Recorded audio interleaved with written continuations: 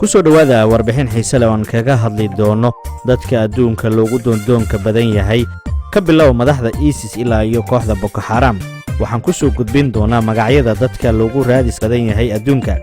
dadka qaar waxay dhayalsadaan hanjabaadka nuclearka iyagoona intooda badan ay ka mas'uul yihiin isqarxinta, afduubka iyo falal argagixisanimo.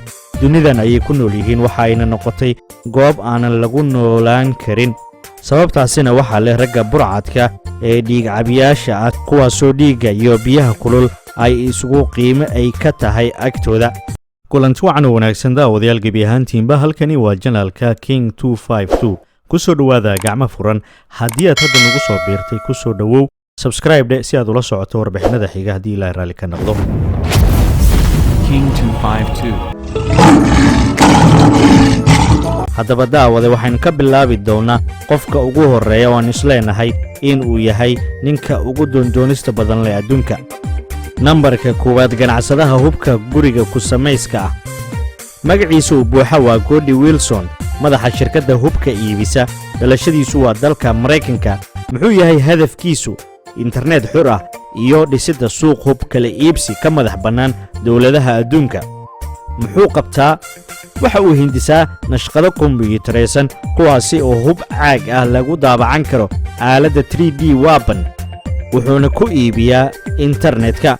nashqada uu ninkani kaa iibinayo waxaad ku daabacan kartaa gurigaaga adigoo samaysanaya hub caag ah oo uu uma baahnid shirkadaha hubka soo saara.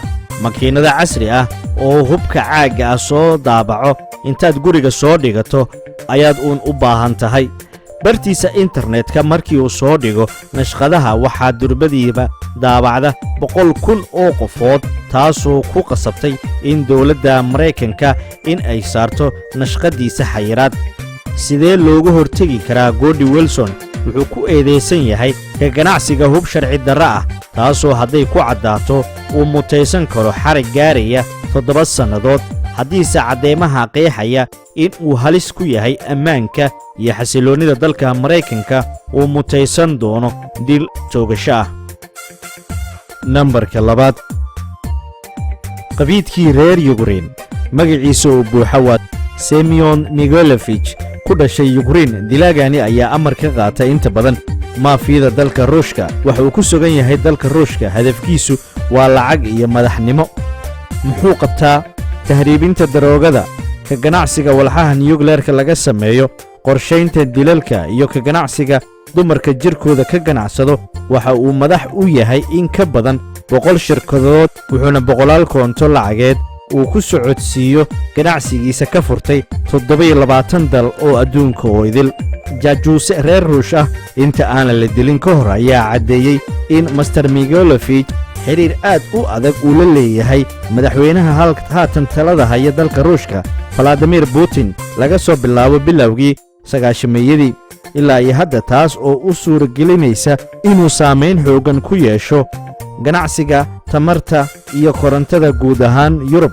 wuxuuna gacanta ku hayaa ganacsiga iyo gaaska dabiiciga ah ee Yurub iyo bariga Asia, waxaana madaxiisa la duldhigay adduun lacageed oo gaaraya 100,000 oo dollar.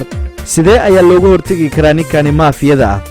iyadoo u amraysa gacanyarihiisa Sergio ayaa dawladda Ruushka sanadkii 2008 xirtay mudane Mikhailovich iyadoo uu ku eedeysay canshuur ka baxsasho shirkadiisa walxaha isqurxinta soo saarta ee loo yaqaano Arbat Berestige. 3 sannadood kadib wax dacwada ayaa lagu waayey, waxaana raadinaysa FBI-da iyadoo ku eedeysay in uu lunsaday adduun lacageed oo gaaraysa 150 milyan, taasoo keentay in ay hoos u dhacdo awooddiisa ganacsi. nambar 3 waa kuma Abubakar Shekau, argagixiye iyo hogaamiyaha kooxda Boko Haram. bal malayso micnaha kooxdan waa waxbarashada reer galbeedka waa xaaraam. waxa uu ku nool yahay dalka Nigeria, waxaanu dhashay isla dalka Nigeria. hadafkiisu waa dhismaha dawlad islaami ah iyo ku dhaqanka shareecada islaamka. muxuu qabtaa? qaraxyo, xasuuqa dadka iyo gubista tuulooyinka. ilaa iyo hadda waxaa la og yahay in uu geystay sanadkii 2014 in ku dhow 15 weerar.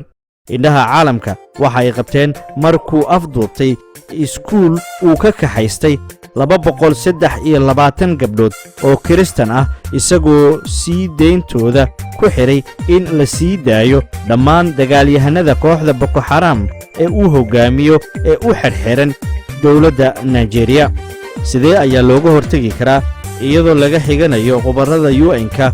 wadiiqada ugu habboon waa in dowladda Nigeria ay ka shaqaysaa si hoos ahna loo dhiga faqriga ku baahsan dhammaan muslimiinta ku nool deegaanada ay ka taliyaan kooxda xagjirka ah ee uu hogaamiyo Sheekh Abubakar, sarena loo qaado heerkooda aqooneed.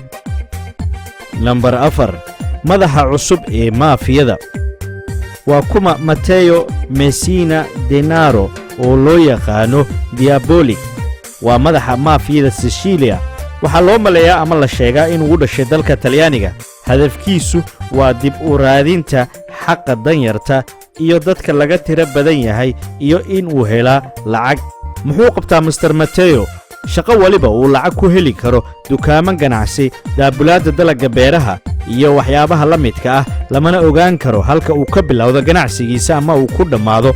waxuuna damacsanaa in uu gacan ka geysto qaraxyadii ay geysteen maafiyada magaalada Sicilia bilowgii sanadkii 1990, kuwaas oo ay ku dhinteen xeer ilaaliye fara badan iyo looyaro ku noolaa magaalooyinka Sicilia, Florence iyo Roma. sidee ayaa looga hortagi karaa ama wax looga qaban karaa? ku dhowaad muddo 20 sannadood ah ayuu dhuumaalaysi ku jiray, balse 2 sannadood ee ugu dambaysay booliska dalka Talyaaniga ayaa dhabar jebin u geystay maafiyada Master Diabolic kadib markii laga xiray boqolaal maafiyada ka mid ah. wuxuuna gacanta ku hayaa raasumaalka dalka sida ganacsiga, gawaarida, guryaha, beeraha saytuunka iyo dhammaan ganacsiga xooggiisa oo idil. qobarrada dhanka maafiyada ayaa sheegaysa in haddii laga xayiro lacagaha kaashka iyo koontooyinka bangiyada in ay sahlanaan doonto in la soo xiro ama uu isa soo dhiibo. Number 5 dagaal ooga weyn waa kuma Joseph Kony. waa hogaamiyaha xoogaga iska caabinta ee Allah. waa sida ay iyagu hadalka u dhigeen. waxaa loo yaqaanaa kooxda Gorilla, waxayna ka howlgalaan dalka Uganda. halkuu ku sugan yahay ilaa iyo imika lama oga. hadafkiisu muxuu yahay? dhisidda dawlad ku salaysan 10ka dardaaran ee dhaqanka qowmiyadda Alkoli loo yaqaano. muxuu qabtaa?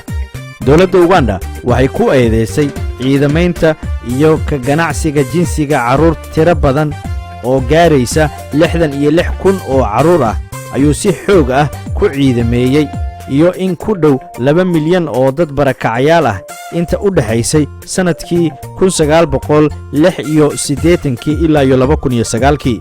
maxkamadda caalamiga ah ee dembiyada dagaal ee Hague ayaa sanadkii 2005 ay eedeymo ay ka mid yihiin dagaal oogid iyo falal ka dhan ah bini'aadanimada dusha ka saartay, laakiin waa uu ka baxsaday. sidee ayaa looga hortagi karaa? kadib weeraro oo isdaba jooga ay u geysatay dowladda Mareykanka, jabhadda dib u gurasho ayaa ka muuqda. xoogag badanna way isaga hareen kooxda. sidoo kale waxaa lagu warramayaa in Mr. Kony xaalad caafimaad darro ah ay la soo diristay. cadaadis joogto ah iyo wada hadallo lala galo ayaa horseedi karaysa in uu isu soo dhiibo dowladda Uganda. waagaag daawada ama dhegaysta, intaas ayaan ku soo koobayaa dadka adduunka loogu doodoonka badan yahay. waxaan filayaa in dad fara badani iyo weliba warbixin fara badan oo aadan ogaynin aad ka faa'iideen. waayna soo socdaan kuwo kale oo intaa ka sii tiro badan haddii Ilaahay raalli ka noqdo. haddii aad janaalkani ku cusub tahay, soo dhowow, subscribe dheh. barnaamijyadan iyo barnaamijyo kaleba ayaad ka bogan doontaa. haddii asxaabtii hore aad tahayna sidoo kale fiidiyogan share iyo like ku qabo. waa mahadsantihiin. intaad dib u kulmi doono sidaa iyo nabadgelyo. King 252